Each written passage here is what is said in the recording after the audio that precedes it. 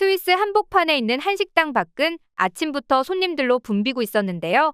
어떤 한 한국인이 알려준 레시피대로 음식을 만들자 한적하기만 했던 이 식당은 엄청난 인기를 자랑하는 맛집으로 둔갑하고 말았다고 합니다. 심지어 이 지역뿐만 아니라 스위스 각지에서 한국의 요리를 맛보기 위해 몰려들고 있다고 하는데요. 한국인들에게는 너무나 평범하게만 느껴지던 음식이 이들에게는 샹투스가 울릴 정도로 신세계였다고 하니 무슨 일인지 함께 알아보시죠. 일의 시작은 굉장히 단순했습니다. 그저 스위스에 거주하던 한국인 A씨가 자신이 즐겨 먹던 한국 음식이 먹고 싶었다고 하는데요. 하지만 거리가 먼 스위스에서는 한국 음식을 파는 곳을 찾기가 하늘의 별 따기였다고 합니다. 그나마 비슷한 음식을 파는 식당을 부랴부랴 찾아간 그녀는 한 숟갈 먹는 순간 크게 실망을 하고 말았죠. 그녀가 그토록 찾았던 음식은 바로 순두부찌개.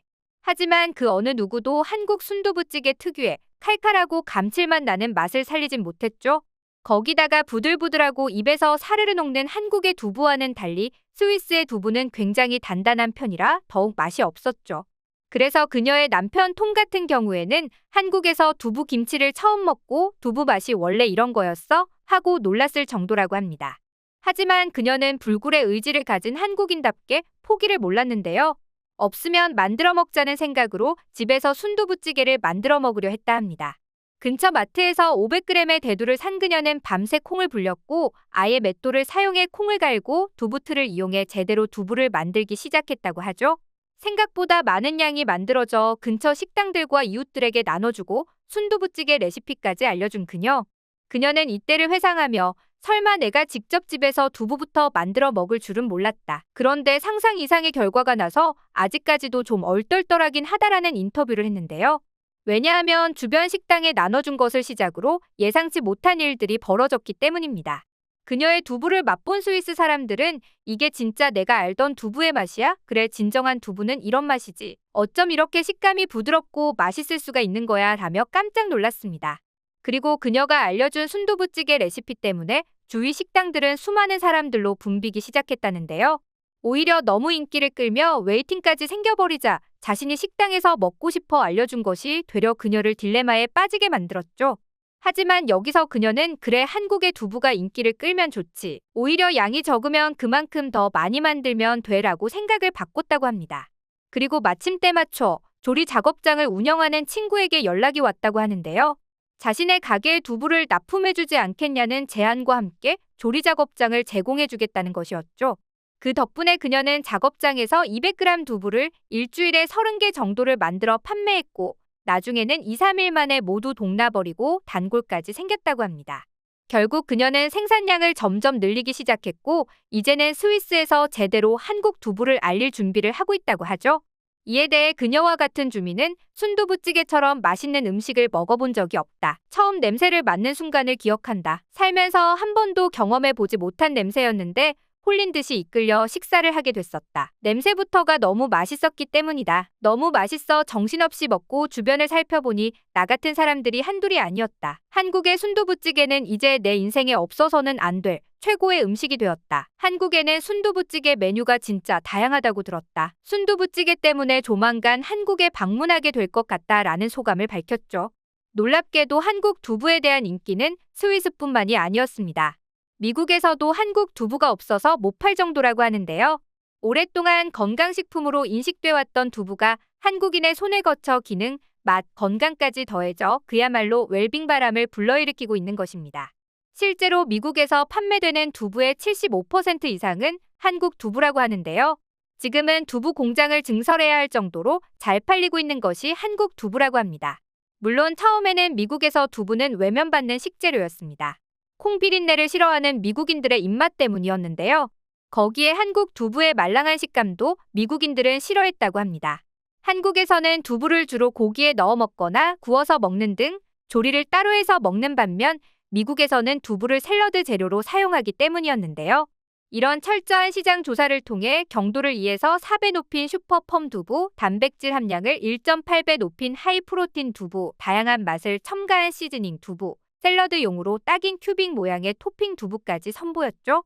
그뿐만 아니라 한국에서는 생산과 소비가 빠르기 때문에 워터팩에 담아 판매되는 것과 달리 미국에서는 진공팩을 활용했는데 오히려 이게 장점으로 작용해 더 잘 팔리게 되었다고 하죠.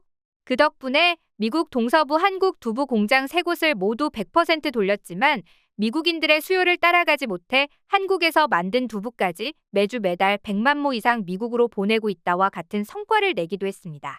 그런데 이렇게 한국의 두부가 인기를 끌자 배가 아파하는 두 나라가 있었습니다.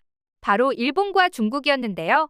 그도 그럴 것이 중국의 경우에는 두부가 자신들이 원조라고 주장하고 있고 일본만 하더라도 두부의 원조가 중국인 것은 인정하지만 세계의 두부를 알린 것은 자신들이라는 것입니다. 물론 두부의 기원에 대해서는 의견이 분분합니다.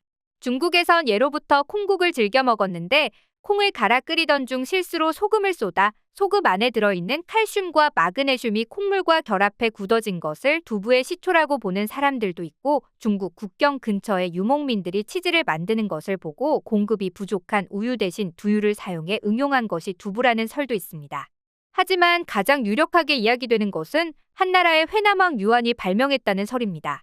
유한 역시 콩국을 즐겼는데 이를 보관하기 위해 소금을 넣었다가 있는 바람에 두부가 만들어졌다는 설과 유한이 몸이 좋지 않은 노모를 위해 부드러운 두부를 발명했다는 두 가지 설이 있습니다. 평소 백성들에 대한 사랑이 깊었던 유한이 자신이 발명한 두부 제조 방식을 백성들에게 알려주면서 중국 곳곳으로 두부 제조 기술이 퍼졌다는 것입니다. 그러나 두부의 기원을 중국으로 보는 것 자체를 부정하는 시각도 있습니다.